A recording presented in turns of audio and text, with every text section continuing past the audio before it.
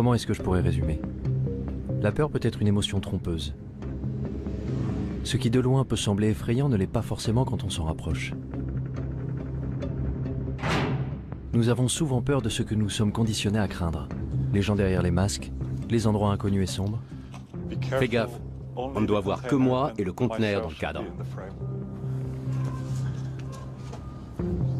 A priori, ma mission était loin d'être compliquée. Décrire le Darknet en 3500 mots.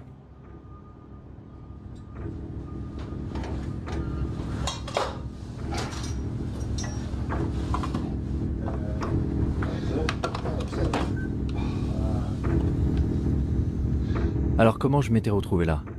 Dans un conteneur clandestin à la périphérie de Berlin, avec deux crypto-anarchistes sans visage me faisant faire le tour de leur lab.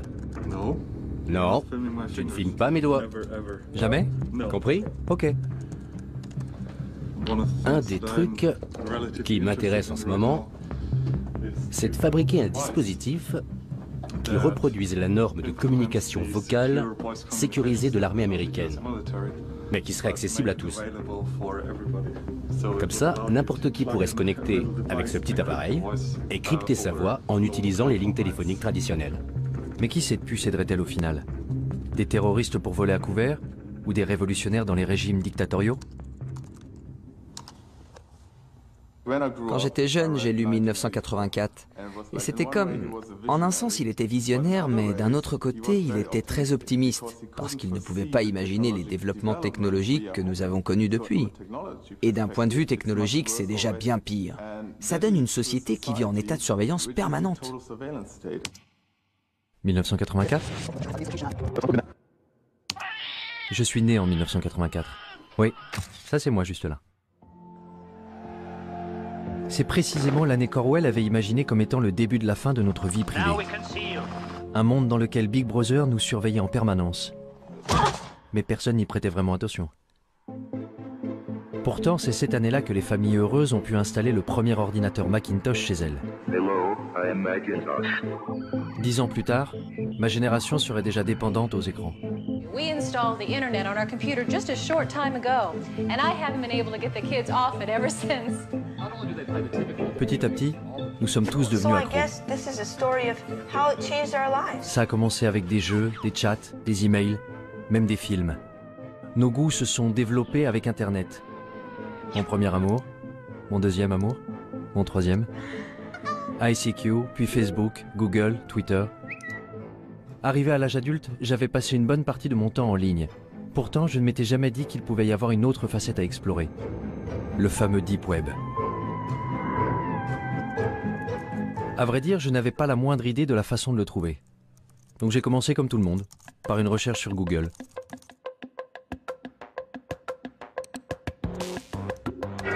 What lurks beneath the surface of the internet? The deep web.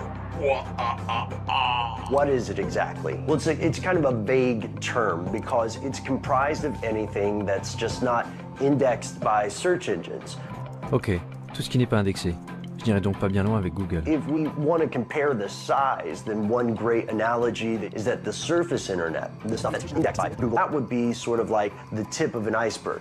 La partie émergée de l'iceberg? The majority of users can only access 1% of all the information the World Wide Web has to offer. The rest, deep beneath the surface, is known as the deep web. Donc le Deep Web est une sorte de dépôt de données inaccessibles, rempli par les banques, les gouvernements, les entreprises, et contenant en plus une partie invisible?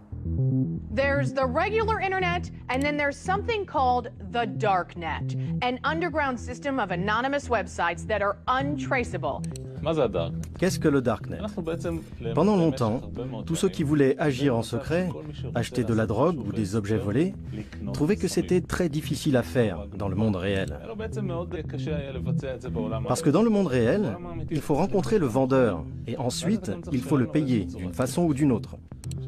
Parler du Darknet, c'est évoquer une nouvelle forme de commerce, un nouveau marché où les identités des acheteurs, des vendeurs et de l'argent lui-même échappent à la police ou à quiconque essaierait de traquer le crime ou d'autres choses. You can find ways to launder money, hire a hitman, get guns. The deep web is used by many to buy fake identities. Websites offer green cards, driver's licenses, and passports. Some use it for more sinister reasons, such as human trafficking or drug exportation. Ok, tu vois ça? C'est un système d'exploitation conçu pour les hackers. Rien à voir avec Windows ou quoi que ce soit de ce genre. Un système d'exploitation élaboré spécifiquement pour le piratage informatique. Tel Aviv est un hub pour les experts en cybersécurité. Ça n'a donc pas été difficile de trouver Danor Cohen, un pirate informatique white hat, qui agit pour la bonne cause.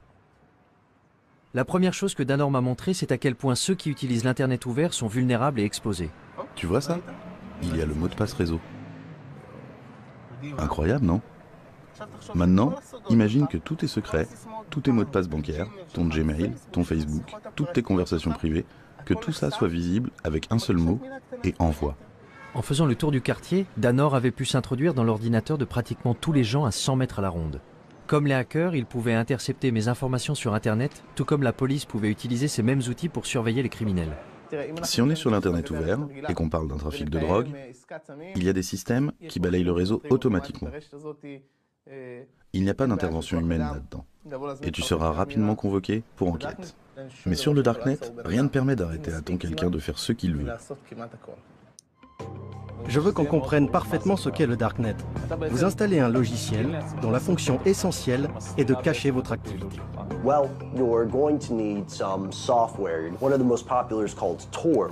Tor? Which originally stood for the Onion Router. The Onion Router. Onion Router. It was made by the US Navy. How does Tor do it? Well, it takes your data and it bounces it around the world over several different data nodes. That way, no person or agency can figure out where the data came from or where the data is going. If you want to keep yourself invisible online, there is absolutely nothing better than Tor. Cela semblait incroyable. Sous couvert d'un anonymat complet, n'importe qui pouvait réussir à commettre le crime parfait depuis son salon entre deux épisodes de sa série préférée sur Netflix, sans que personne ne le sache. En à peine quelques secondes de téléchargement, Tor était sur mon bureau. La porte du Darknet était grande ouverte. Goodness, this is quite extraordinary. Such a large rabbit hole. I'll just take a look inside. La question était, où aller?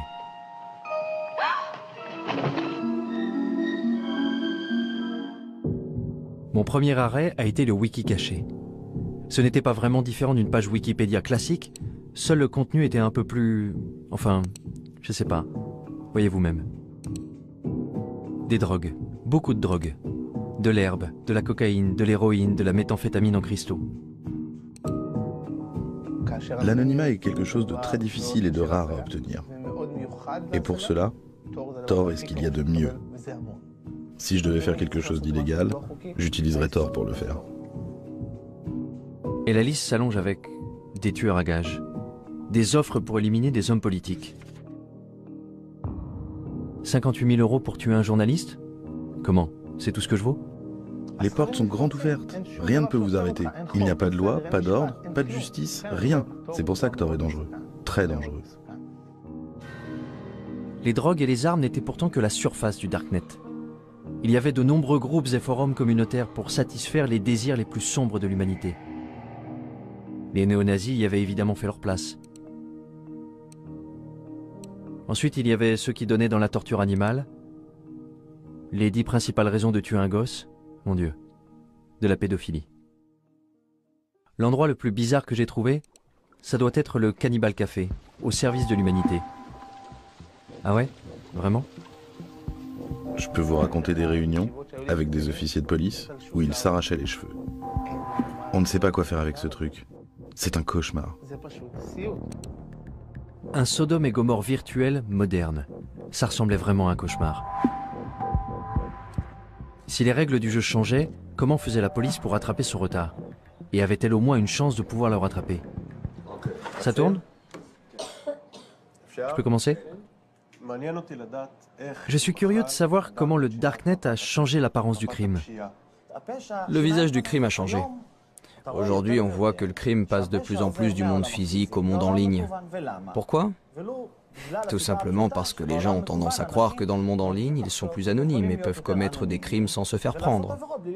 Si vous allez sur le Darknet, et je suppose que vous l'avez fait, vous trouverez des gens qui cherchent à acheter X, Y ou Z, qui sont pour la plupart des choses dont la possession et la vente sont illégales. Ça peut être des drogues, des armes, de la pédopornographie, des logiciels malveillants ou encore certains services, à commencer par les virus informatiques, les hackers alloués et ainsi de suite, jusqu'au meurtre. La liste des cybermenaces s'est allongée tant et plus. Mais je me demandais, est-ce que cacher son identité en ligne est un crime en soi? Concernant cette question de l'anonymat, vous considérez que c'est quelque chose de mal, quelque chose de bien, ou ça vous est égal? Vous savez, notre travail consiste à faire respecter la loi. En Israël, le travail qui consiste à établir les normes sociales est du ressort des législateurs. Je ne pense pas que ce soit à moi de dire si une personne doit pouvoir être anonyme. Je peux dire que l'anonymat pousse les gens à croire que s'ils commettent un crime, on ne les attrapera pas. Et c'est une erreur. Ce n'est pas vrai. Alors penser qu'on pourrait absolument tout planquer en ligne serait illusoire? La police pouvait-elle vraiment trouver n'importe qui se cachant dans le Darknet?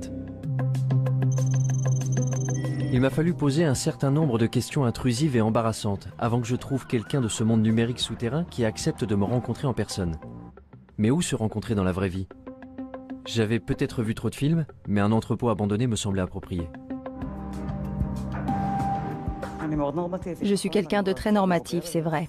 J'ai même l'âge d'être grand-mère. Le fait que ce soit sombre et tout ce qu'ils disent à propos de la pornographie et des drogues, mais au final, c'est juste un moyen.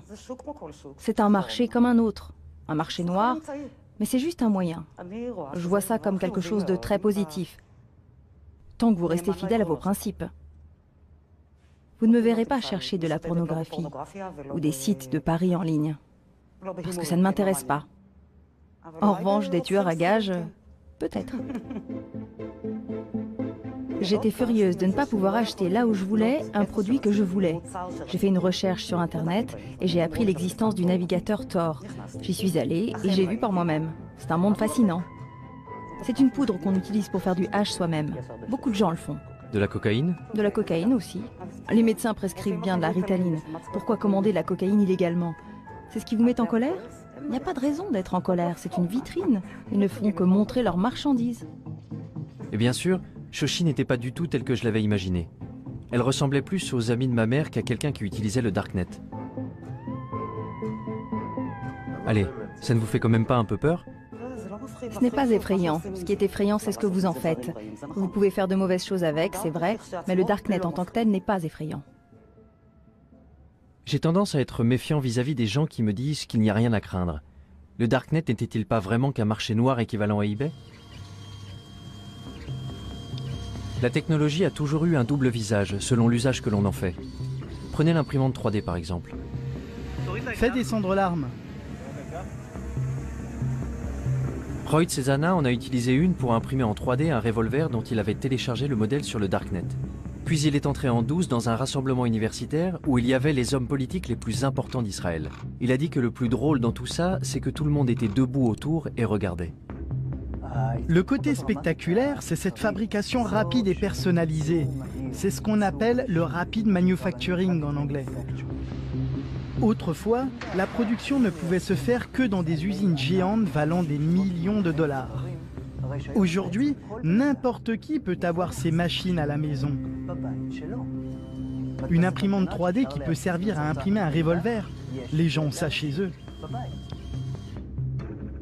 Mais ce n'est pas donné à tout le monde d'imprimer une arme à feu aussi facilement. Il faut télécharger le plan quelque part. Et d'où vient le plan? Il vient du Darknet. Une fois que quelqu'un a téléchargé le plan, il peut le regarder à l'écran et décider de déplacer le percuteur ici, la gâchette là, et concevoir une arme légèrement supérieure. This is called the lower receiver. This doesn't have a serial number and it doesn't require a background check. Et s'il se rend compte qu'il a créé une arme supérieure à l'original, que fera-t-il? Il téléchargera son plan sur le réseau. This is a ghost gun. Ce à quoi nous assistons, c'est à une tendance de déqualification, une diminution des compétences nécessaires pour atteindre un certain objectif. Vous voulez synthétiser des composés chimiques chez vous? Sur Internet, vous pouvez télécharger la procédure qui va indiquer à l'imprimante comment mélanger les produits pour déclencher une réaction chimique et fabriquer de la morphine, du Valium, de la marijuana ou de la poudre de cyanure. Une simple machine fera ça toute seule chez vous. Mais je vais vous montrer un autre aspect des choses. Les laboratoires médicaux produisent des médicaments à des prix astronomiques que les patients n'ont pas les moyens de payer. Ceux qui ont la capacité, par exemple, de passer des plans à la production maison de médicaments vont commencer à le faire d'ici 10 ou 20 ans. Un processus identique à celui des armes en 3D va se produire. Ils commenceront à apporter des améliorations. Tout le monde sur Terre prendra part à cette révolution géante de l'échange d'informations et de l'association de nouvelles idées. Le Darknet peut être le lieu où toutes les vieilles idées se mélangeront les unes aux autres. Comme l'a dit Matt Ridley, les idées vont commencer à avoir des relations sexuelles entre elles pour finalement donner naissance à des idées nouvelles et incroyables. Cette exploitation de nouvelles idées n'a pas lieu en utilisant les voies traditionnelles de l'information, car les véritables grandes luttes passent toujours par la destruction créatrice. Et c'est là toute l'importance du Darknet, qui fournit un moyen de canaliser l'information. Et cette information peut engendrer une révolution. Les révolutions se préparent en secret. Est-ce que ce n'était pas précisément le genre de choses que les pouvoirs en place voulaient généralement empêcher? Le Darknet avait déjà attiré l'attention du gouvernement américain. The FBI has effectively smashed the Hornet's nest, and we are in the process of rounding up and charging the Hornets. Et le Pentagone avait fait venir ici une équipe pour recenser les activités illégales du forum. Alejandro et Amanda faisaient partie de cette équipe. Nous sommes en quelque sorte des hackers alloués. Notre travail consiste à explorer une grande partie de ce que le Darknet a de plus sombre, mais aussi à le divulguer. De toute façon, on peut retrouver les pédophiles. On peut retrouver les tueurs à gages quand ils sont réels. On communique ces informations au projet Tor et on transmet certains de ces éléments à la police. Parce que, soyons très clairs, les créateurs du projet Tor ne veulent évidemment pas favoriser l'exploitation des enfants. Vous croyez que certaines choses méritent de rester cachées, ou bien est-ce que tout doit être divulgué? C'est une grande question. Je veux dire, d'une certaine façon, je pense que l'anonymat est extrêmement important. Je pense qu'il y a certaines choses que... Je veux dire, il y a de vrais méchants ici. Il y a les méchants que tu veux, à cause desquels les utilisateurs ont besoin d'anonymat.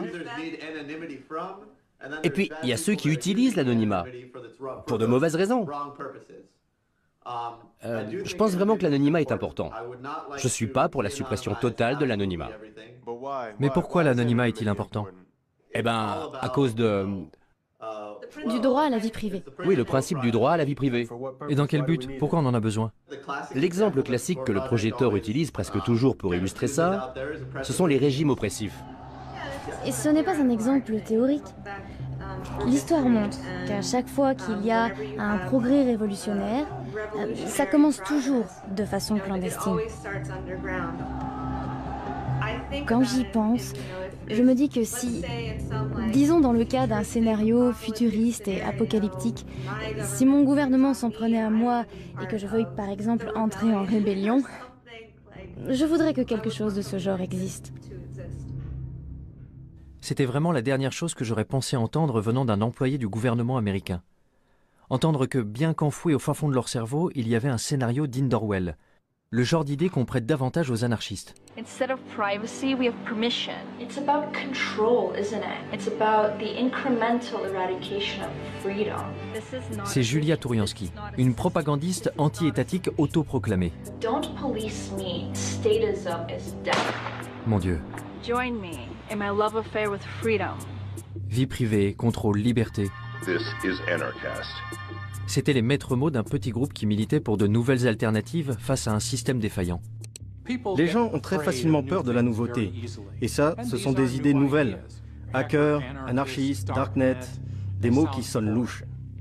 Voici les crypto-anarchistes, la branche d'un petit groupe de technophiles qui s'est constitué au tout début d'Internet, les cypherpunks, où cypher signifie chiffrement. What is a cypherpunk? What do you guys stand for? Cypherpunks are cryptography activists. We believe in personal privacy for everybody. Ce sont les cypherpunks qui ont été à l'origine de la toute première version d'un darknet, ce qu'ils avaient appelé le blacknet. Americans are not prepared to face the fact that they're living in an electronic police state. Si quelqu'un pouvait compléter mes informations sur le darknet, c'était forcément eux. Tous étaient rassemblés à l'Institut de crypto-anarchie dans le centre de Prague.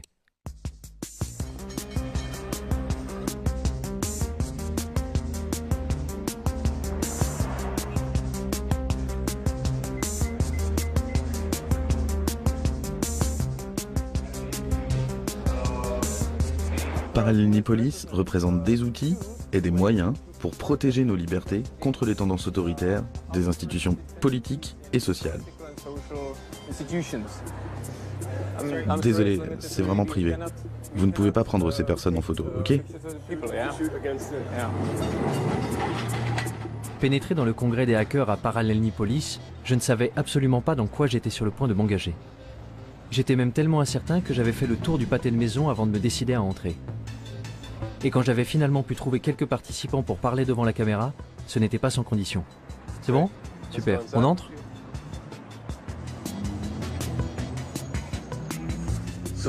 Bon, quand vous serez prêt, vous pourrez vous asseoir.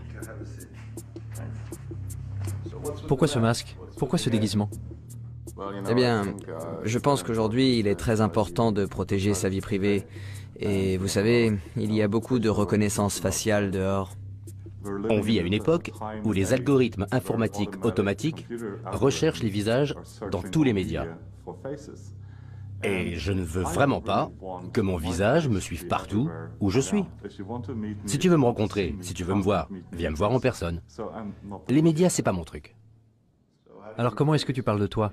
Quelle est ton identité? Eh bien, dans le contexte d'aujourd'hui, appelle-moi Smuggler.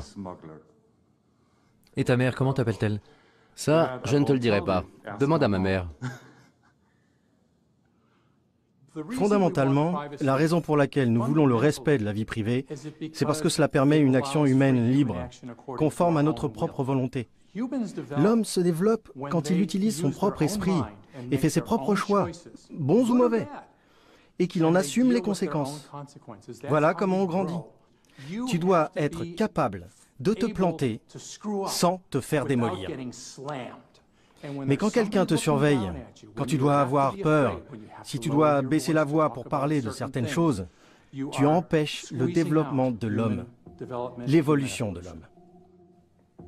Je pense que de nos jours, il y a une forme de totalitarisme beaucoup plus subtile. Dehors, tu as toutes ces libertés.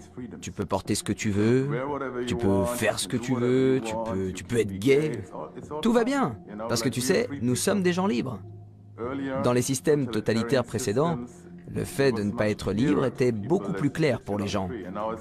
Maintenant, c'est genre, tu es ce consommateur heureux qui peut regarder tous les films sur Netflix, mais dès que tu essaies vraiment de pousser un petit peu pour changer le système, tu te fais attaquer. Et tout le monde te dit « Ouais, c'est quoi ton problème? Like-moi sur Facebook, c'est tout. » Quand on est assis face à l'ordinateur chez nous, on est dans un environnement qu'on associe a priori à la vie privée. Mais ce qu'on fait en réalité, c'est qu'on crie des choses sur tous les toits. Et en ne nous protégeant pas, on a tout simplement ouvert notre espace privé au monde entier. Et moi je dis, attention, ce que vous faites là, vous ne le feriez pas si vous compreniez vraiment ce que ça implique. Parce que vous ne faites ça pour rien d'autre dans votre vie.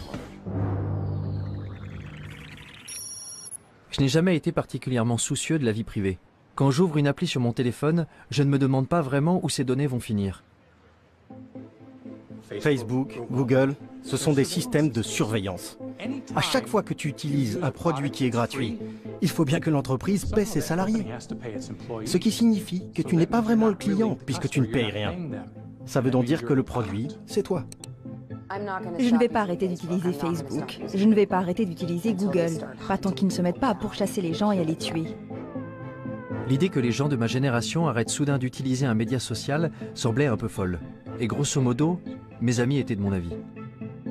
Je veux dire, c'est nul que tu ne puisses pas dire tout ce que tu as envie de dire. Je pense que j'ai admis l'idée que j'étais surveillée. Je ne fais rien d'illégal. Pas sur Internet. Si je n'ai rien à cacher, pourquoi est-ce que je devrais avoir peur? Je me demande si j'ai quelque chose à cacher. Ta vie privée n'est pas violée au moment où quelqu'un prend tes photos et les met en ligne. Ce n'est pas là qu'il y a violation de ta vie privée.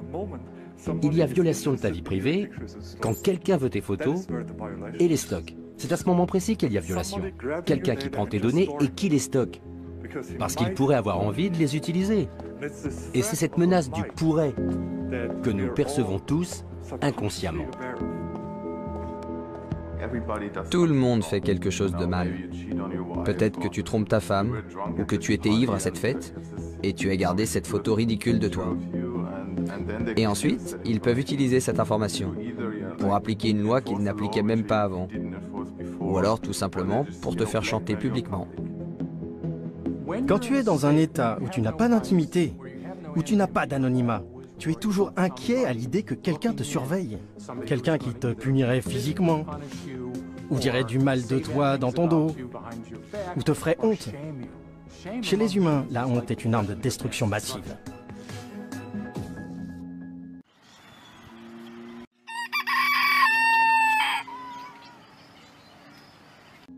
Alors que devons-nous faire pour préserver notre liberté? Porter des masques?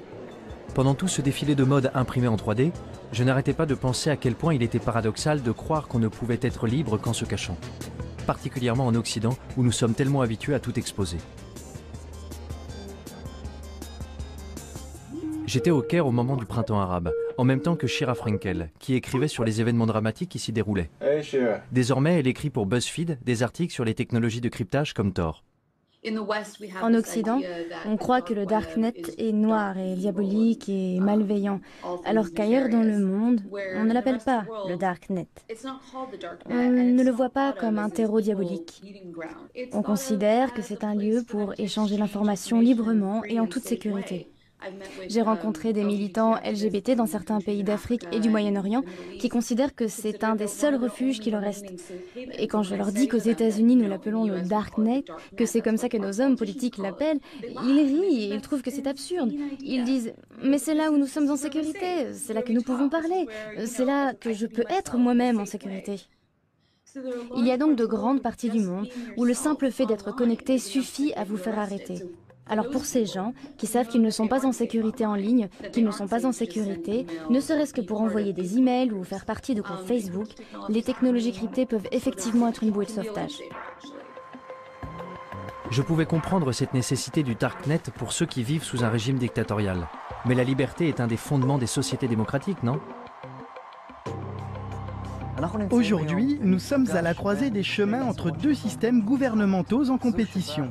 D'un côté, celui dans lequel Big Brother contrôle la vie de ses citoyens, et de l'autre côté, la domination des masses. Le gouvernement tente de se sécuriser et de sécuriser ses citoyens. Pour cela, il doit arrêter la menace que représentent les loups solitaires, les terroristes.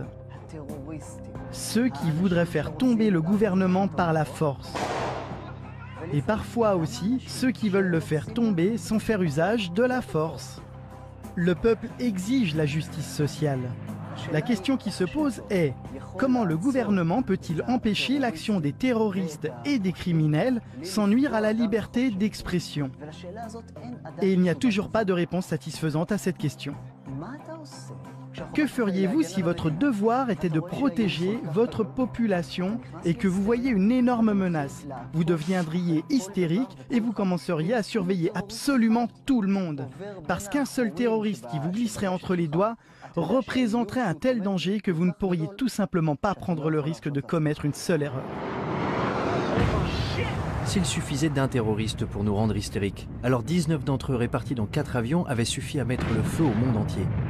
Dans les mois qui avaient suivi le 11 septembre, le Congrès américain avait adopté le Patriot Act et la NSA avait mis en place les programmes de surveillance massive qu'elle souhaitait faire adopter depuis des années. I take the threat of terrorism seriously, and I think we all do. Il allait falloir plus d'une décennie avant que Snowden révèle que la NSA ne s'était pas contentée de surveiller les terroristes. Elle avait également espionné des millions d'Américains innocents. I think it's really disingenuous for the government to justify programs that have never been shown to keep us safe, but cost us liberties and freedoms that we don't need to give up. Quand je suis revenue aux États-Unis et que je parlais aux gens des fichiers Snowden, beaucoup d'entre eux haussaient plus ou moins les épaules en disant « Et alors, qu'est-ce que tu crois?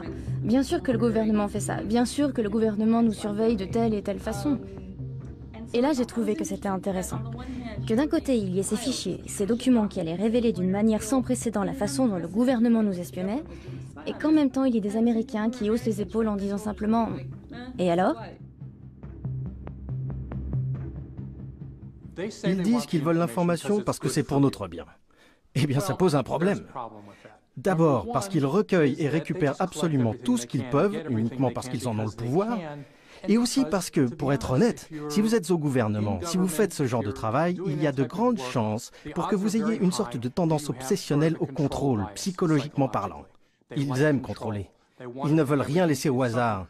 Quelque chose de grave pourrait arriver si nous ne contrôlons pas cela. Sauf que quelque chose de grave peut toujours arriver. Mais si on va par là, c'est sans fin. On peut voir dans les notes internes de la NSA que le gouvernement des États-Unis et la NSA avaient commencé à faire circuler des documents dans lesquels ils enseignaient à leurs agents les failles non pas des terroristes, mais de prédicateurs musulmans. Lorsque le gouvernement commence à lister les failles de prédicateurs musulmans, en désigne un et dit « lui, il regarde des pornos en ligne ». Tout à coup, le gouvernement a le pouvoir, juste comme ça, de détruire la réputation et la crédibilité de toute personne dont il n'approuve pas le message. I have a dream that one day this nation will rise up. Peut-être, je dis bien peut-être, que même pour les plus grands prédicateurs, comme Martin Luther King, qui entre parenthèses trompait sa femme à gauche et à droite et fumait de l'herbe, ce qu'il essayait de cacher, peut-être que ce serait pareil, et que s'il était vivant aujourd'hui et s'apprêtait à fonder le même mouvement pour donner des droits aux Noirs en Amérique, le gouvernement pourrait l'en empêcher très facilement. Et s'il est possible de faire ça à n'importe qui, jusqu'où cela peut-il conduire l'État? Quand les voix opposantes sont plus entendues? Quand il n'y a pas de véritable démocratie pour pouvoir forcer le gouvernement à changer de cap et à choisir une direction plus stable? Cela augure des temps obscurs. Si c'était le cas, où le prochain Martin Luther King pourrait-il alors diffuser son message? Pour les crypto-anarchistes réunis à Prague, la réponse était claire. Dans des endroits comme le Darknet. Mais pour eux, la diffusion du message n'était que la première étape. L'étape suivante consistait à construire des systèmes pour remplacer entièrement ceux du gouvernement. Les crypto-anarchistes sont des anarchistes qui croient en l'utilisation de la cryptographie pour créer une zone libre, une terra nova, un territoire libre entouré de murs de cryptographie. Grâce à la cryptographie, ils peuvent discuter, utiliser des monnaies cryptographiques et créer, dans une très large mesure, un monde séparé dans lequel ils peuvent évoluer. Mais comment ce monde séparé pourrait-il bien fonctionner si nous sommes complètement dépendants de l'État? Ce que l'État crée, c'est un amas de bureaucratie, des tâches dénuées de sens que l'on doit faire chaque jour, comme aller au bureau et subir toute cette taxation. Mais l'État répond également à des nécessités premières, comme la sûreté, la sécurité, les routes et tout le reste.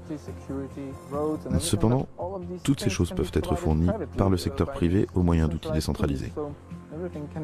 Donc, tout cela peut être pourvu par des fournisseurs internationaux, ou par un fournisseur d'un tout autre pays. Les frontières n'ont plus aucun sens dans cet environnement. Car sur le Deep Web, l'endroit d'où tu te connectes, ça n'a absolument aucune importance. Donc l'alternative à l'État dans les systèmes grandissants du Dark Web est un appel à la révolution? J'ai finalement réussi à trouver Julia Touriansky, dont les clips tape à l'œil sur YouTube m'avaient conduit à Prague. But you cry, prove anarchy works, and we say, welcome to anarchy, population everyone. Y avait-il une chance pour que les idées anarchistes soient un peu plus pragmatiques de vive voix?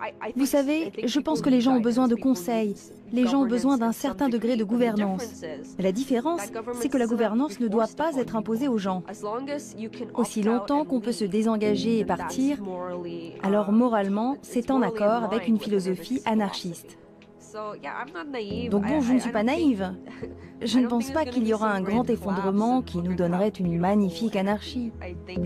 Je crois que l'idée, c'est plutôt de créer ces petites communautés pour soi-même et de trouver des endroits d'où on a la possibilité de se désengager et qui se diversifient et qui soient plus dispersés et plus accessibles. L'un des systèmes utilisés par la communauté crypto-anarchiste pour se désengager était le Bitcoin. Une crypto-monnaie permettant d'effectuer des transactions en ligne de manière anonyme et qui avait déjà fait les manchettes des journaux du monde entier. Et une fois que vous avez la monnaie virtuelle, vous n'êtes pas très loin de commencer à bâtir des États virtuels. Hier, il y avait une conférence sur la BitNation, qui est un projet qui montre que la technologie blockchain peut être utilisée pour des services qui, en temps normal, ne sont fournis que par les gouvernements et les États. BitNation is creating a new world where thousands or millions of nations actually compete for customers by offering better services. It's a world where everyone can choose. La BitNation est une nation, et être une nation implique de connecter entre eux des gens qui partagent des valeurs similaires, familiales, etc. Nous sommes d'accord. Donc je dirais que la BitNation est un État apatride.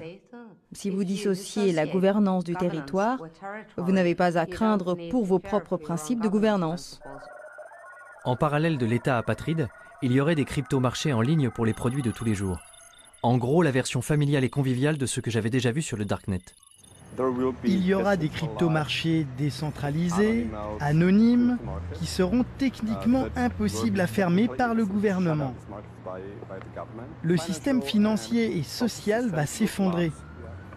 Aucune approche rationnelle ne peut dire comment le système social va pouvoir survivre, surtout quand il y a tellement de personnes âgées et seulement un petit nombre de gens jeunes et productifs.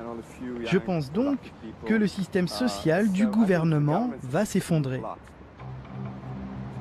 Et donc passer à quelque chose de totalement nouveau peut être une bonne chose. Le gouvernement qui s'effondre, des systèmes parallèles pour le remplacer. Les crypto-anarchistes étaient dans la droite ligne des cypherpunks et de ce qu'ils avaient écrit en 1988.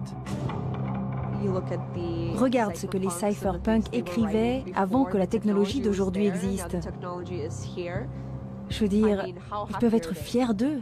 Ils avaient raison. Lire leurs écrits revenait un peu à lire une prophétie de science-fiction. À l'ère électronique, la vie privée est nécessaire pour une société ouverte. Tout ce qu'ils avaient prédit il y a plus de 30 ans était effectivement en train de se réaliser aujourd'hui. Bitcoin, construire des systèmes anonymes avec de l'argent électronique. Wikileaks, la crypto-anarchie permettra de mettre en libre circulation les secrets nationaux. Darknet, des systèmes qui permettent de faire des transactions anonymes. Crypto-marché, un marché informatique anonyme permettant d'échanger des biens illicites et volés. Ils avaient même prédit la façon dont les gouvernements répondraient à ces développements. L'État essaierait de ralentir la propagation de ces technologies au nom de la sécurité nationale. Chaque fois que quelqu'un fait quelque chose qui protège la vie privée, il ne se passe pas longtemps avant que le gouvernement et les médias officiels brandissent un de leurs arguments à la carte. C'est mauvais parce que terroriste, ou c'est mauvais parce que drogue. Ce sont effectivement de mauvaises choses. Oui, c'est mal d'être un terroriste, mais là, ce que le gouvernement fait, ou ce que les adversaires de la vie privée font en réalité, c'est qu'ils jouent avec notre corde sensible. Ok, voyons. Wikileaks, gouvernement des États-Unis. The United States strongly condemns the illegal disclosure of classified information. It threatens our national security. If this becomes a standard currency, it could radically and dramatically transform the role of central banks. A few years ago, we learned of an underground website called Silk Road. Our push for increased funding aimed at fighting cyber drug dealers. Silk Road a été associé au Darknet, jusqu'à ce que le gouvernement américain le ferme. C'était le marché le plus important du genre, avec des mouvements atteignant 1,2 milliard de dollars, en produits, essentiellement de la drogue. The biggest criminal trial in the history of the internet is over this morning. The mastermind of the Silk Road website was sentenced to life in prison without parole. Pour presque tous ceux que j'ai rencontrés à Prague, Ross Ulbricht n'avait rien d'un baron de la drogue. Il avait plutôt été la victime la plus visible des efforts du gouvernement pour éliminer les cryptomarchés du Darknet en faisant de lui un exemple. Si on prend l'histoire des cypherpunks, de la crypto-anarchie, c'est en fait l'un des premiers exemples dans le monde réel d'une contre-économie opérationnelle. Et ça a été un énorme succès. Vous aviez le marché Darknet, vous aviez une certaine forme d'anonymisation, vous aviez une certaine forme de monnaie numérique anonyme, et c'est devenu très important, très vite. Et c'est essentiellement à cela que tient le pouvoir explosif de quelque chose comme Silk Road. Et je pense que c'est la raison pour laquelle l'État a réalisé que c'était vraiment menaçant. Silk Road menaçait le statu quo. Il menaçait le pouvoir de l'État. Maintenant, imagine que ça existe pas seulement pour les drogues, mais que ça existe pour la nourriture, que ça existe pour l'énergie. Si tous les biens de la planète étaient disponibles sur le marché noir à des prix raisonnables, l'État perdrait la plupart de ses revenus, la majeure partie de sa capacité à réguler, la majeure partie de sa capacité à favoriser certaines entreprises. Alors, que se passerait-il ensuite? L'État perdrait son pouvoir. Si j'avais le choix, je voudrais que les gouvernements disparaissent. Si j'avais le bouton rouge qui dit tous les gouvernements, tous les États, tous les organismes obligatoires disparaissent immédiatement, j'appuierais tout de suite sur ce bouton. Plus d'État, plus d'administration centrale ou de banque. Que se passerait-il si on appuyait sur le bouton rouge? Un chaos absolu? Ou un nouveau départ? Je quittais Prague avec l'impression de revenir du futur. Mais un réveil brutal m'attendait dans le présent.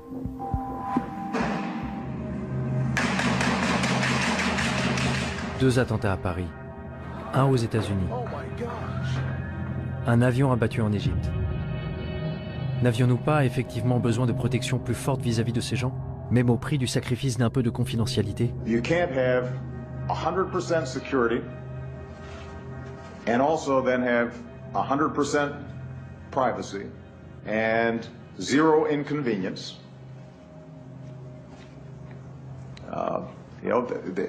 We're going to have to make some choices.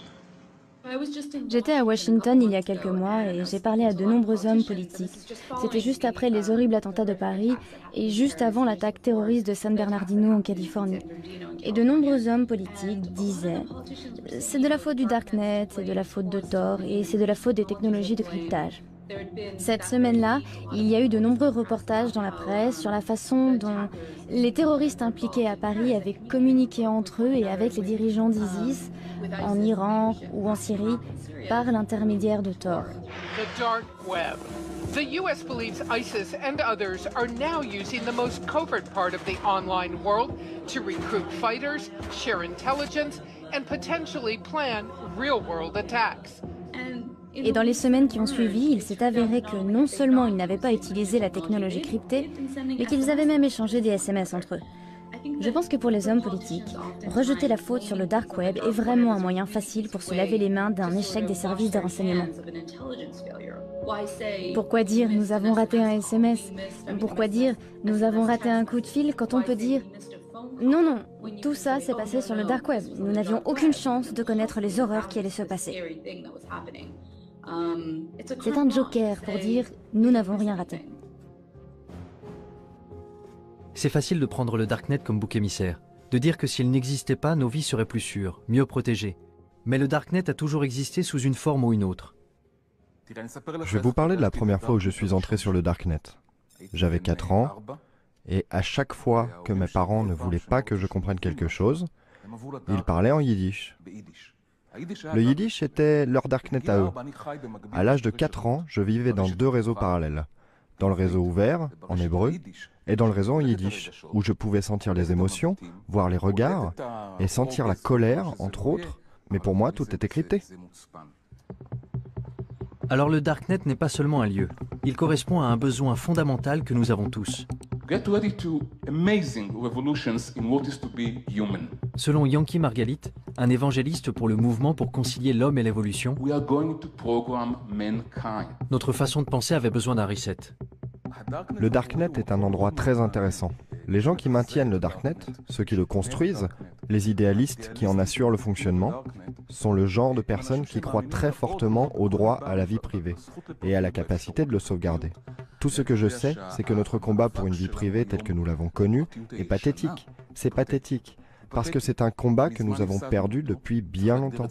Nous devons complètement le redéfinir. Quand vous prenez ce qui s'est passé au cours de ces quelques dernières années et que vous vous tournez un peu vers l'avenir, vous vous rendez compte que l'espèce humaine est en train de changer. Nous subissons des changements très accélérés. Nous connectons la technologie à la biologie, nous relions la biologie à l'électronique, et je pense que nous créons une nouvelle espèce humaine. Nous créons une espèce humaine améliorée et plus connectée. Ce que nous faisons aussi, c'est que nous prenons des individus et que nous les connectons à quelque chose de plus grand qu'eux. Cela me rappelle le processus par lequel des cellules individuelles ont créé l'homme. Pensez aux cellules qui vous ont créé, aux milliards de cellules qui vous ont créé. Ces cellules ont perdu leur individualité, elles ont perdu leur vie privée. Mais en fin de compte, elles ont créé un être humain. Mon sentiment aujourd'hui, c'est que nous sommes en train de prendre toute l'humanité, exactement comme ces cellules, et nous créons quelque chose de mieux. Lorsque vous construisez quelque chose de cet ordre, quelque chose de plus grand que la somme de ses parties, la question de la vie privée est très intéressante. Parce que savez-vous quelles sont les cellules les plus intimes du corps humain? Les cellules cancéreuses. Ce serait donc ça? La vie privée ne serait pas vraiment morte? Elle présenterait des cellules cancéreuses? Peut-être? Avec le nombre de fous qui se baladent, l'ordre mondial semble trop fragile pour faire confiance à la vision des cypherpunks et des crypto-anarchistes. Particulièrement à ceux qui ne veulent pas montrer leur visage, non? Je m'apprêtais à terminer mon article, mais juste à ce moment-là, Smuggler sortit de l'ombre. Dans un chat IRC privé, il fit un sacré pas en avant pour un extrémiste de la vie privée. Il me dit que je devrais aller le voir.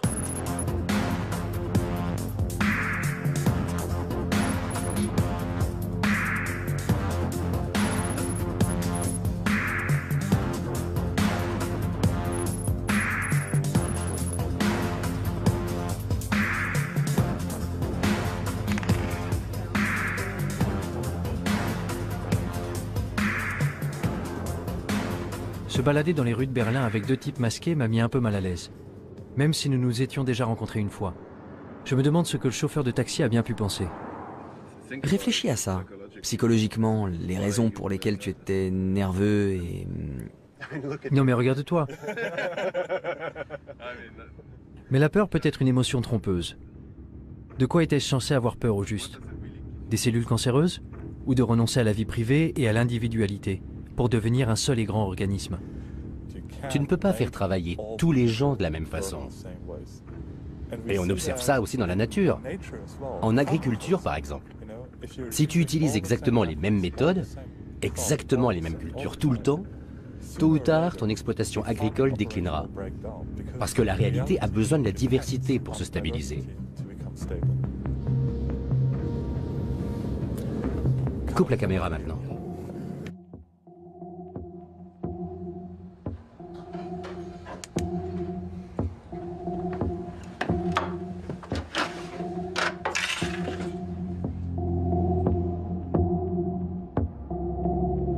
La vie privée est aux idées ce que l'évolution est à la biologie.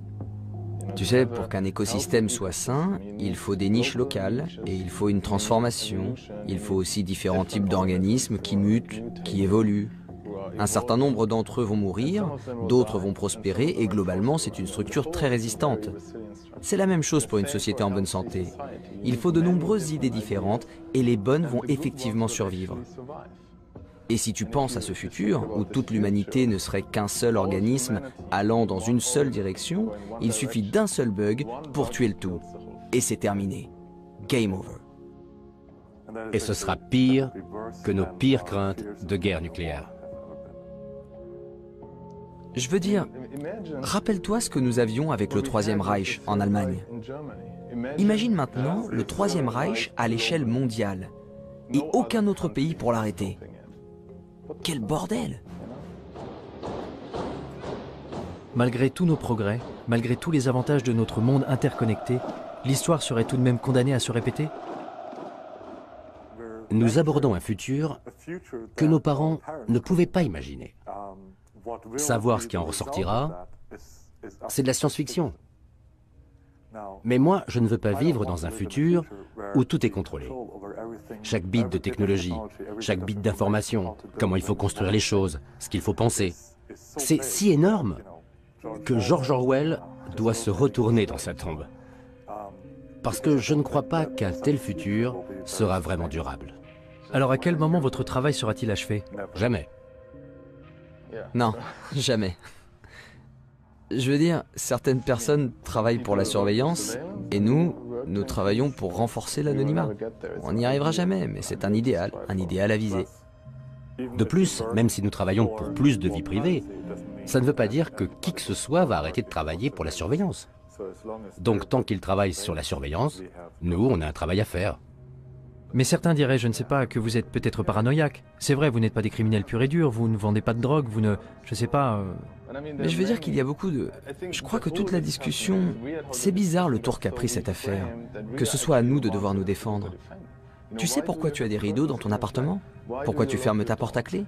Et il y a plein de précédents historiques où des gens ont été tués à cause de données les concernant qui avaient été recueillies. Tu sais, c'est ce qui s'est passé pendant le Troisième Reich. Ce qui s'est passé dans les années avant même que le Troisième Reich existe, c'est que beaucoup d'États-nations exigeaient l'enregistrement des citoyens. L'une des choses que de nombreux États, comme les Pays-Bas, la Belgique, la France, l'Allemagne, exigeaient, eux, c'était que tu indiques ta religion. Les nazis sont arrivés et ils ont pris ces registres pour les fouiller. Donc quand l'Allemagne a envahi les autres pays, ils n'avaient plus qu'à fouiller les registres et à tuer les personnes de la mauvaise religion. Aucun pays ne se doutait que ça pourrait être un problème 10 ans plus tard. Et pourtant, ça en a été un sacré. La plupart d'entre eux ne l'auraient jamais cru. Il faut se rendre compte qu'on ne peut pas réellement savoir de quoi l'avenir sera fait. On n'arrive pas à se représenter la merde qui se passe dans le monde aujourd'hui. Alors dans 5 ans, encore moins. En quittant le conteneur, j'ai rallumé mon téléphone et trouvé mon chemin sur Google Maps. J'ai ouvert Gmail pour envoyer l'article à mon rédacteur en me demandant quelles conclusions tirer de tout ça. Où m'avait conduit cette exploration du terrier? Le Darknet n'était pas le monstre diabolique que j'avais eu tendance à imaginer. Il semblait au contraire qu'il puisse être le seul endroit qui nous reste pour échapper à la surveillance de plus en plus attentive de Big Brother. Un lieu où nous pourrions nous débarrasser de nos anciennes identités pour en créer de nouvelles, et même bâtir des mondes nouveaux. Un endroit où nous pourrions bénéficier d'une vraie liberté. Ce n'est qu'à ce moment-là que je repensais à ce que m'avait dit Smuggler quand j'ai quitté le conteneur. Que la plupart des gens ne cherchent pas du tout une liberté réelle. Ce qu'ils veulent, c'est avoir juste assez de liberté pour se